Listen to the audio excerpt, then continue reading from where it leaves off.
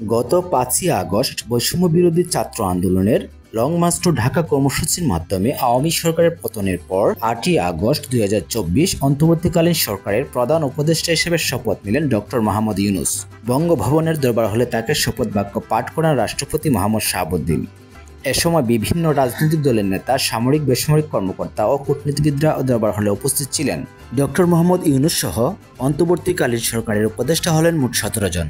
তারা হলেন বাংলাদেশ ব্যাংকের সাবেক গভর্নর ডক্টর সালাউদ্দিন আহমেদ, ঢাকা বিশ্ববিদ্যালয়ের শিক্ষক ডক্টর আসিফ নজরুল, মানবাধিকার কর্মী আদিলুর রহমান খান, সাবেক পররাষ্ট্র সচিব তৌহিদ হোসেন, সাবেক নির্বাচন কমিশনার অবসরপ্রাপ্ত brigadier general M Sakhawat Hossain, Bangladesh পরিবেশ আইনবিদ সমিতি বেলার প্রধান নির্বাহী সৈয়দা রিজওয়ানা হাসান, সাবেক তত্ত্বাবধায়ক সরকারের উপদেষ্টা এম হাসান আরিফ, অবিনিকা নির্বাহী পরিচালক ফরিদা আক্তার, রথির প্রধান নির্বাহী কর্মকর্তা শারমিন মুর্শিদ, মুক্তিযোদ্ধা ফারুকী আজম, গ্রামীণ ব্যাংকের সাবেক ব্যবস্থাপনা পরিচালক নূরজাহান বেগম, পার্বত্য চট্টগ্রাম উন্নয়ন বোর্ডের চেয়ারম্যান সুপ্রদীপ চাকমা, জাতীয় মানসিক স্বাস্থ্য ইনস্টিটিউটের সাবেক পরিচালক ডাক্তার বিধান রঞ্জন রায়, হেফাজত ইসলাম বাংলাদেশ সাবেক নায়েবে আমির আফম খালিদ হোসেন।